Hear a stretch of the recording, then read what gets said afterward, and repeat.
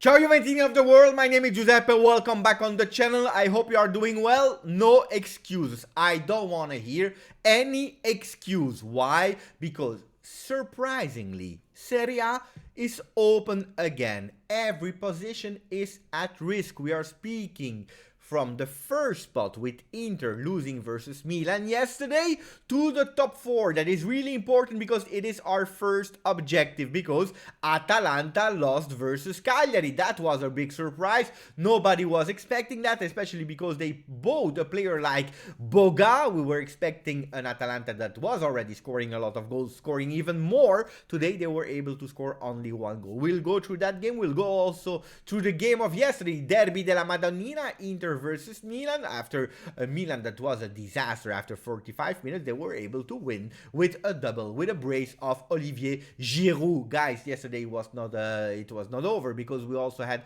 another game, Roma versus Genoa, 0-0, and we already spoke about it, guys. Serie A is hot. Serie A is on fire. Serie A is open again, and that's why I started the video telling you there are no excuses for Juventus. We have to go with Vlahovic, with Zakaria. We have to go with all the players that will play today. We are not speaking only about 11 players, but even probably to 16 players with the 5 subs, and they have to give everything, because the next Serie A game will be versus Atalanta. Guys, we will go through the ranking in a few seconds, because I told you everything is open again.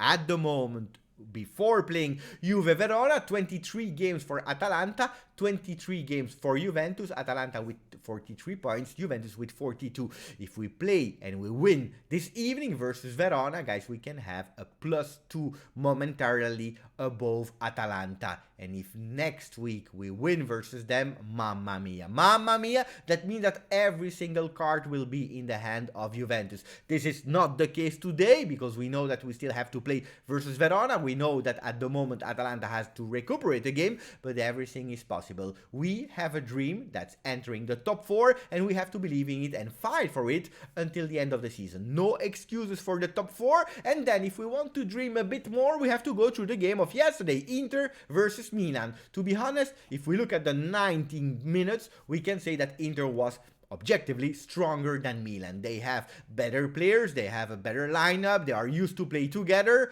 They should have won yesterday. It didn't happen. Why? I don't know. Probably because at a certain moment Pioli made a great change. He subbed in Brahim Diaz, that did a really exceptional game in the last minutes, and that's where Olivier Giroud was able to change the game, change the result. That was 1-0 for Inter at that moment, winning 2-1. Milan that believes in it, because at the moment they have 1 point behind Inter. Inter, we know it, they still have to recuperate the game, but recuperating a game doesn't mean that you will win it. You still have to play that game. So everything is open in Serie A. If we go to the ranking, the complete ranking, guys, we can say that Inter has 53, Milan 52, Napoli, that is playing at the moment as we speak, 50 points. Who knows if there will be another surprise with the game of Napoli. And then you have Atalanta 43, Juventus 52. Guys, I told you, no excuses. Juventus that will be new because we had some people that left the team. We're speaking about Ramsey, even if he played only 5 games with Juve,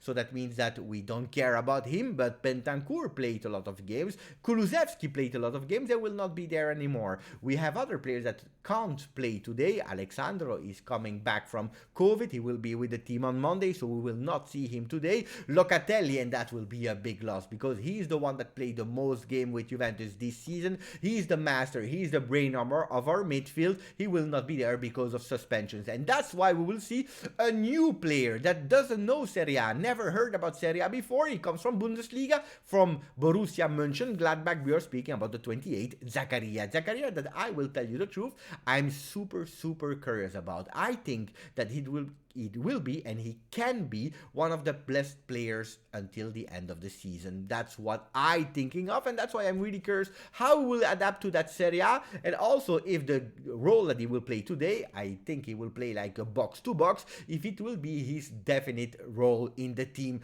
or Arthur can convince Allegri, because we know that Allegri will give him a chance, a last chance until the end of the season, to Arthur to really convince that he can play as that number 6 or maybe another position in the midfield in a 3-man midfield. We are speaking about Arthur Locatelli when he will be back, and Zakaria, or Zakaria, whenever and however you want to call him. Guys, that can be a dream midfield. Can they play together? Yes or no? We will not have answers today, but we will already have 2/3 of the answers, Zakaria and Arthur. They will play next to Rabiot. Rabiot, that will be actually the one that plays for the longest with Juventus. What Rabiot will we see tonight? Will it be the Rabiot that is able to do that big performance 1 or 2 times a year, or will it be the usual inconsistent Rabiot? Let's see. I need some answers also from him, because at the moment he's the one that is on top of the departure list for the summer. And then speaking about Magic Trio in the midfield, we have to go to the Magic Trio in the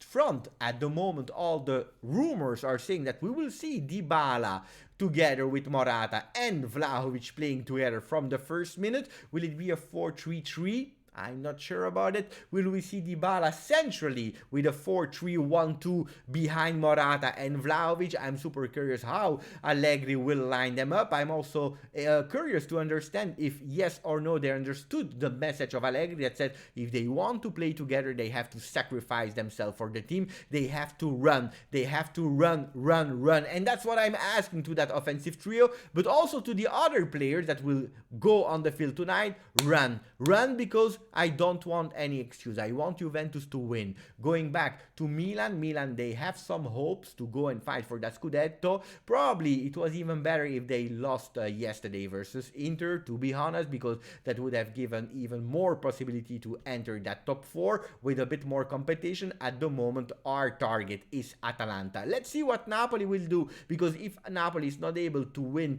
this afternoon, right as we are speaking, maybe we have 2 opponents that we can play about. But guys, I repeat you, there is only one thing that Juventus has to do tonight if we want to continue to dream for that top 4 and dream even bigger for that Scudetto, is starting to win today. I don't expect a 6-0, but I expect a few goals. There are some players that were able to score at their first appearance with Juventus. We're speaking about Dybala, Sivori, Mandzukic. Some players were not able to score at their first appearance with Juventus. We are speaking about Trezeguet. We are speaking about Ronaldo. Will Vlahovic be able to score immediately? First game with Juventus tonight. Will he be able to score? Yes or no? I'm really curious. I'm expecting also you before the game to watch that video and to tell me what you think the score will be and who will be the top scorers. Will Vlahovic unlock himself? Will he go to his 18 goals in Serie A this season, equalizing Immobile? Will he go to 19 and going over Immobile? I'm really curious to read your answer before the game. Guys, this evening I will be on Twitch Juventus. After Twitch, I will be here for the post game, but join me on Juventus Twitch, because it will be an epic watch along. Thank you for watching. Thank you for putting a maximum of like and subscribing. Grazie, forza, Juve.